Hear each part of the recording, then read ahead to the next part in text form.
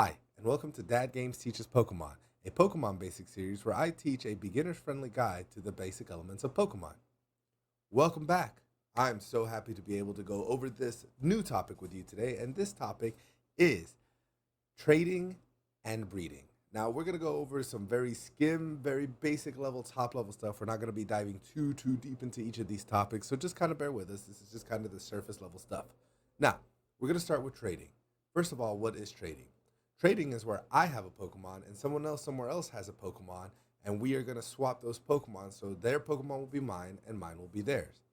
All right? Now, back in the day, on your Game Boy Color, you had to take a link cord. It was a cable that you attached to both Game Boys, and that's how you were able to link once you went and talked in the Pokemon Center. Nowadays, it's way fancier. You go on your newfangled Wi-Fi, and you connect your Switch to your Wi-Fi, and then you can transport them that way. All right? It's actually really simple nowadays. Way more simple than it used to be back in the day. Now, the big question is, why? Why would you want to trade? Well, the first one is if you want to complete the Pokedex. Each Pokemon game has always had two versions of the game. So you've had Red and Blue, Gold and Silver, etc., etc., etc. The most recent iterations are Sword and Shield and newly announced Scarlet and Violet.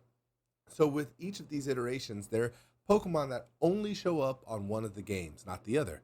So for instance, one game gets Growlithe, the other one gets Vulpix. In order to actually be able to complete that Pokedex, you need to trade in order to have all of those Pokemons, because again, they're not going to show up in one game or the other.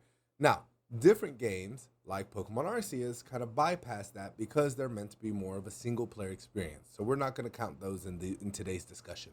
The second reason you would want to trade is to evolve a Pokemon. We talked about this pretty extensively in our leveling and evolving and grinding video.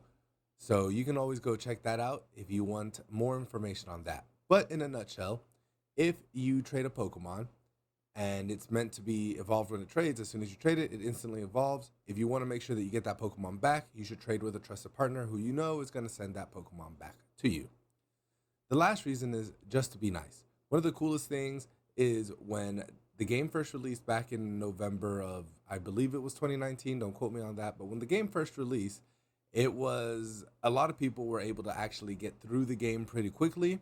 And they started breeding competitively. They started breeding shinies and hunting shinies. And so what they started doing is anytime they got these shinies on Christmas Eve, or Christmas Day, really, they would start trading these Pokemon out. So that way new players who were brand new to the series, new children who wanted their first ever Pokemon game, could get these competitive Pokemon, could get these shiny Pokemon. And it was just a really nice experience, which is what the Pokemon community is and has been for years. It's just very friendly and very nice.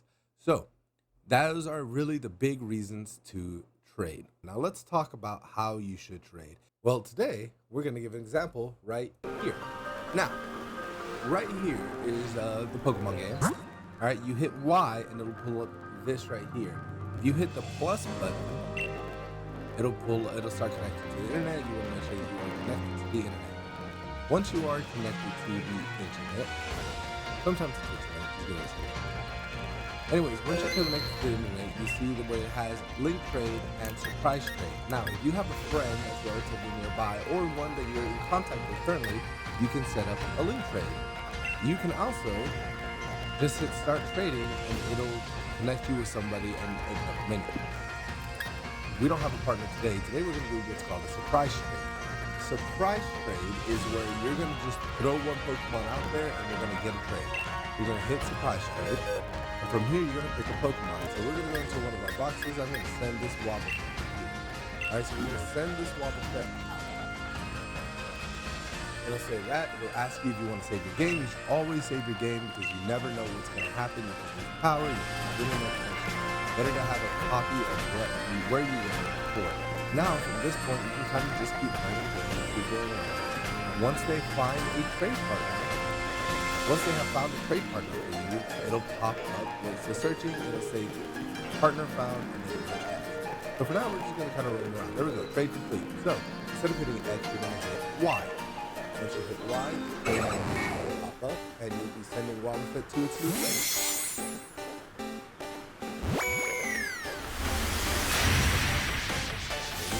getting Litten. Didn't know I was getting Litten, but I'm getting Litten, and we sent out Wallet. When we get into our shinies video, we're going to discuss a little bit about the shiny breeding methods. So being able to do these kind of trades are really good because it'll get you Pokemon from different parts of the world, which is super duper important. All right. So that is how you trade. Pretty simple, right? The next one we're going to talk about is breeding. All right. Now breeding is where you is where you put two Pokemon together of different genders. They create an egg, and then you hatch that egg in order to get a brand new version of a Pokemon. And in some cases, it's how you complete the Pokemon, is how you complete the Pokedex, because you'll have to get the baby versions or previous versions of that Pokemon.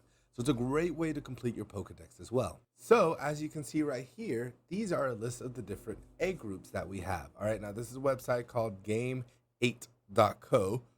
Another great resource if you're looking for Pokemon information and stuff like that. Now you can see we have the different egg groups right here. We got grass, bug, flying, human-like, monster, fairy, dragon, mineral, field, amorphous, water 1, water 2, water 3, undiscovered, and ditto. Now very important, the undiscovered egg group means the undiscovered egg groups mean it's Pokemon that cannot breed. All right, so anything in the undiscovered means that Pokemon cannot have an egg. The Ditto are all just Dittos. Water 1 are any Pokemon that go into the water. Water 2 are any fish-like Pokemon. And Water 3 are any amorphous fish water-type Pokemon. So Whimsicott, Whimsipod, anything that basically think tentacle, anything without any real bones or anything like that. So those are your different egg groups right there. Again, this is good to know because a grass Pokemon cannot breed with a bug type Pokemon. They have to be in the same. And that's it. That's the basics of trading and breeding. Super simple. We learned why you should trade, how to trade, and how to breed. And that's basically the basics of those two things, guys. Thank you so much for watching our video and tuning in. I super appreciate you, everybody who tunes into any one of my videos. All right, please be sure to hit the like and subscribe button down below. It really helps our channel out lots. Please be sure to leave a comment. Honestly, guys, you can leave something like, I like eggs. Or if you really want to be super helpful, you can leave things like things you want me to cover, things I may have missed. Let's help build and let's help educate people in the basics of Pokemon, and let's make this a fun and friendly community. All right, guys, you can also check out one of these other two videos that pop up right over here. Thank you all for watching, and until next time, I will see you all later.